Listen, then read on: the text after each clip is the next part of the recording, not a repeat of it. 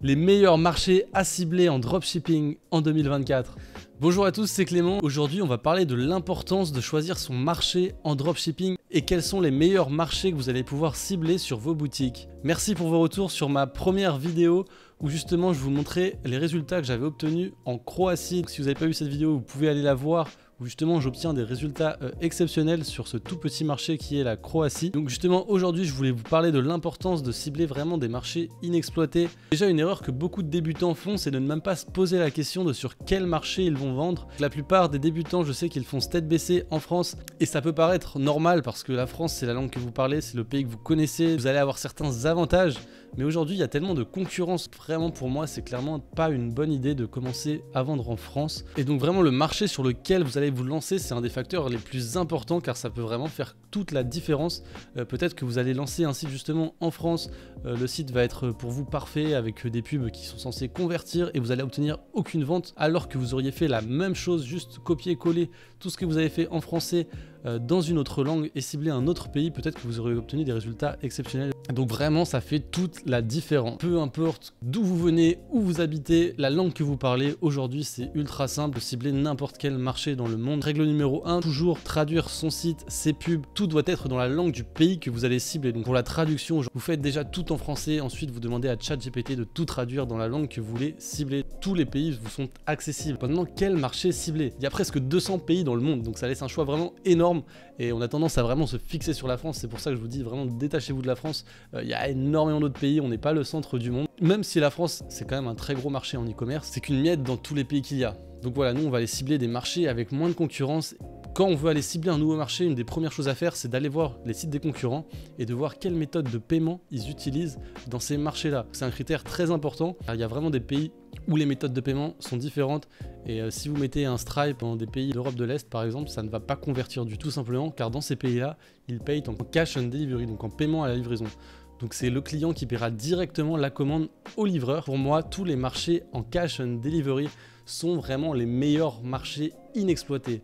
Pourquoi? Tout simplement car il y a une barrière d'entrée à la concurrence, car vous allez devoir mettre en place ce système de paiement à la livraison. Et je sais qu'il y a beaucoup de gens qui ont des croyances un peu limitantes par rapport à ce fameux cash on delivery. Ça va être compliqué, qu'il va falloir commander du stock, le gérer, qu'ils ne savent pas faire. Je vous invite à aller voir une vidéo que j'ai fait 100% gratuite dans la description de cette vidéo, où justement je vous explique tout sur comment mettre en place le cash on delivery. Et croyez-moi, c'est pas si compliqué que ça en a l'air. Et en plus de ça, ça demande pas forcément beaucoup d'argent, contrairement à ce que beaucoup de personnes pensent. Il faut savoir que justement le cash on delivery est utilisé dans la plupart des pays du monde entier.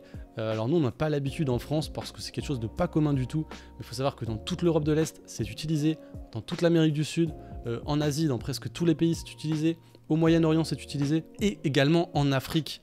Vous pouvez faire du cash on delivery. Donc il y a même très certainement plus de marchés qui utilisent le cash on delivery qui ne l'utilisent pas. Même justement les personnes qui vous parlent d'aller cibler d'autres marchés en général ne vous parlent pas du cash on delivery. Pourtant c'est un peu la plus grosse opportunité pour moi. C'est vraiment ces marchés-là que j'appelle inexploités. C'est ma stratégie à moi. Personnellement actuellement je suis focus sur tous les pays d'Europe de l'Est. Et pour terminer cette vidéo justement je voulais aller vous montrer sur mon Ads Manager des résultats que j'arrive à avoir sur ces marchés-là. On va voir les coûts par achat que j'arrive à obtenir. Donc là par exemple on est sur le site que j'avais lancé dans la dernière vidéo en Croatie, donc qui tourne toujours actuellement, et comme vous pouvez le voir sur le mois de février, donc là nous sommes le 23, j'ai dépensé 1000 $, donc ce qui n'est pas énorme, mais j'ai fait 386 commandes, donc on est à plus de 10 000 € de chiffre d'affaires là sur ce shop, et on a dépensé du coup seulement 1000 $, donc c'est un x 10, on est à 2,89 $ par achat, c'est vraiment pas mal.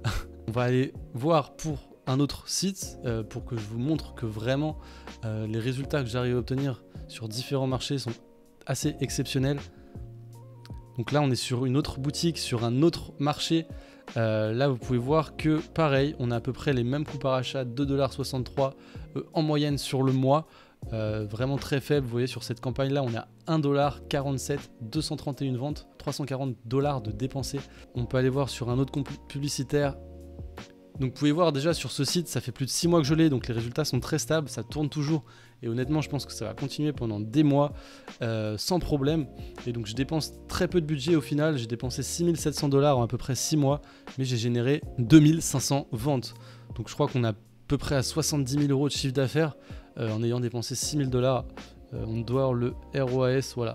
Donc en ROAS on est à 9,44, donc c'est énorme, on est presque sur un x10 en retour sur investissement, même s'il faut le dire qu'en cash on delivery, il y a des retours, il y a des gens qui ne vont pas payer la commande vu qu'ils la payent qu'à la livraison, il y en a qui ne vont pas être là au moment de la livraison, du coup les commandes sont retournées, donc on perd environ 10% de commandes, mais ça reste complètement acceptable vu les retours sur investissement qu'on fait. Donc voilà, je pourrais continuer comme ça à vous montrer plein d'autres sites que j'ai, sachant que j'ai actuellement une dizaine de sites sur une dizaine de marchés différents. Voilà un aperçu des résultats que j'arrive à obtenir et que vous pouvez aussi obtenir. Et si vous voulez savoir quels sont ces autres marchés que je cible, autres que la Croatie que je vous ai déjà montré, vous avez juste à cliquer sur le premier lien dans la description de cette vidéo. Je vous aurai accès à une vidéo où j'explique bien plus en détail comment fonctionne le cash on delivery et comment c'est possible pour vous de le mettre en place sur vos boutiques. Donc voilà, ce sera tout pour cette vidéo. Je pense que je suis une des seules personnes à vous parler de cette opportunité en cash on delivery sur ces marchés qui sont réellement inexploités. Donc j'espère que vous pourrez me lâcher un petit like et vous abonner à ma chaîne.